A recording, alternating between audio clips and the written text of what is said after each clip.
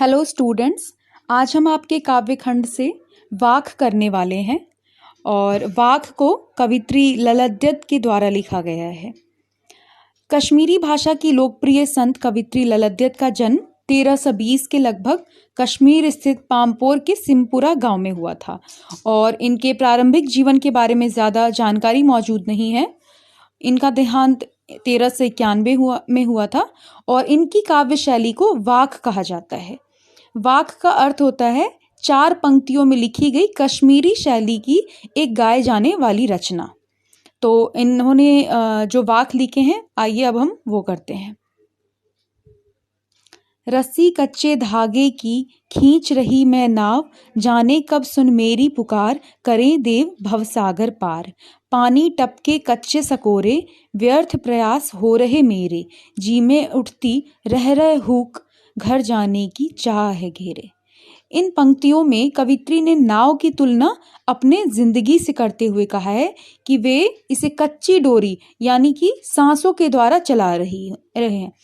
रस्सी कच्चे धागे की, कच्ची धागे की रस्सी से वो अपने जिंदगी की नाव, अपनी जिंदगी को किसी तरह से अपने उखड़े हुए सांसों से खींच रही है। जाने कब सुन मेरी पुकार, करें देव भवसागर पार। भवसागर का अर्थ क्या होता है कि सागर के तट पर। तो वो इसी आशा में अपनी जिंदगी को खींच रही हैं कि कभी तो प्रभु उनकी बातों को सुनकर उनकी जिंदगी का नैया पार लगाएंगे। पानी टपके कच्चे सकोरे, यानी कि उन्होंने अपने शरीर की तुलना मिट्टी के कच्चे ढांचे से करते हुए कहा है कि उससे नित्य पानी टपक रहा है और उनके प्रयास जो हैं वो व्यर्थ हो रहे हैं। हम अपने अगर नॉर्मल लाइफ में भी देखें तो कई बार हम किसी चीज़ को पाने के लिए बहुत मेहनत करते हैं, लेकिन हमें ऐसे लगता है कि हमारा प्रयास व्यर्थ हो रहा है। तो उसी प्रकार से कवित्री कहती हैं कि उनके प्रयास व्यर्थ हो रहे हैं और जी में उनकी बार बार उठती रह रहे हुक, घर जाने की चाह है घेरे। मतलब बार बार उन्हें ईश्वर से मिलन की चाह जो है वो बार बार उनको घेर रही है और उन्हें लगता है कि मैं किसी तरह से जल्दी से ईश्वर मुझे इस जिंदगी से आजाद कर दे।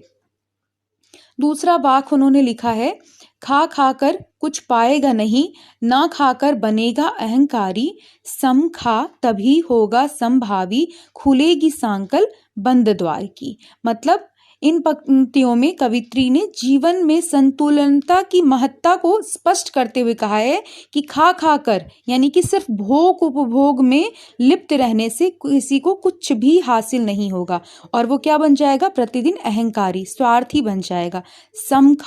सम खाने का अर्थ है कि उसे ना तो बहुत ज़्यादा लोभ मोह में पड़ना है या बहुत ज़्यादा जो है उसे त्याग की भावना भी नहीं लाना है, बीच में रहना है। त्याग और लोभ के बीच का संतुलन अगर वो क्रिएट करके रहेगा तभी वो संभावी बन जाएगा।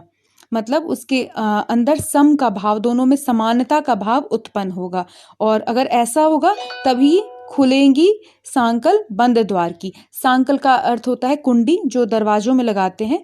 तो यहाँ सांकल कौन से, तो ईश्वर से मिलने की, सच्ची भक्ति की जो सांकल है वो खुल जाएगी अगर वो संभावी होगा, अपने जीवन को संतुलित कर लेगा। तीसरा वाक है, आई सीधी राह से गई न सीधी राह, सुषुम सेतु पर खड़ी थी बीत गया दिन आह, जेब टटोली कौड़ी न पाई, मांझी को दूं क्या उतराई। तो इन पंक्तियों में कवित्री ने अपने पश्चाताप को उजागर किया है। उन्होंने कहा है कि उन्होंने सामान्य भक्ति का मार्ग नहीं चुना, आई सीधी राह से, ईश्वर ने मुझे सीधी राह से धरती पर भेजा लेकिन मैं खुद उनकी बताई सीधी राह पर ना चल सकी। तो फिर उन्होंने क्या किया है, हठ योग का सहारा ले लिया है। भक्ति रूपी सीढ़ियों को ना चढ़कर उन्होंने क्या किया है, हठ योग का ले लिया है और अपने और परमात्मा के बीच में उन्होंने एक सेतु का निर्माण, पुल का निर्माण कर दिया है और वो पुल चढ़ते चढ़ते उनका पूरा दिन यानी पूरी जिंदगी बीत गई। जेब टटोली कौड़ी ना पाई, मतलब ऐसे वक्त बीतते बीतते उनकी उम्र आयु भी बढ़ गई और जब तक उन्हें गलती का एहसास हुआ तब तक बहुत देर हो चुकी थी। जेब टटोली, अपनी ज़िंदगी का जब उन्होंने लेखा जोखा किया तो उन्हें लगा कि मैंने अपनी तो ज़िंदगी में कुछ किया ही नहीं है। तो अब वो सोच रही हैं कि मैं मांझी को दूं क्या उतराई। मांझी कौन होता है? वो जो आपको सागर को, तट को, नदी को पार करवाता है। तो उन्होंने अपने जेब में परमात्मा के लिए जगह ढूंढी कि उन्होंने क्या खोया, क्या पाया इस ज़िंदगी में। जब कुछ नहीं मिल रहा है, संध्या काल आ चुका है, यानी कि ज़िंदगी का अंतिम क्षण आ चुका है, तो वो सोच रही हैं कि मैं मांझी को, मैं ईश्वर को क्या बताऊं कि मैंने अपनी ज़िंदगी में क्या किया है। और अब उन्हें पछतावा भी हो रहा है। आखिरी वाक में उन्होंने कहा है, थल थल में बसता है शिव ही, भेद न कर क्या हिंदू मुसलमान, ज्ञानी है तो स्वयं को जान, वही है साहिब से पहचान। तो इस में कवित्री ने बताया है कि ईश्वर कण कण में व्याप्त हैं, कण कण में व्याप्त हैं, और वह क्या है? सबके ही अंदर मौजूद हैं, थल थल में बसता है, भेद न कर क्या हिंदू मुसलमान। उन्होंने अपने वाक के माध्यम से जो धार्मिक भेदभाव उस वक्त के थे उनके ऊपर जोर दिया है। ज्ञानी है तो स्वयं को जान। अगर सच में ज्ञानी हो तो इस धर्मों से, जातियों से उठकर अपने आप को पहचानो, अपने आप को जानो, वही है साहिब से पहचान। जब हम खुद को पहचान लेते हैं, जब हम खुद को एक्सेप्ट कर लेते हैं, तो हम सच में ईश्वर को जान लेते हैं। कवित्री ने इन वाक के माध्यम से अपने और ईश्वर से मिलने वाले रास्ते के बारे में भी वर्णन किया है, और सच में ज्ञानी कौन है इसे भी बताया है। इस प्रकार से आपका ये अध्याय खत्म हुआ। आगे आप वीडियो देखते रहिए हिंदी के बाकी चैप्टर्स के लिए। Thank you.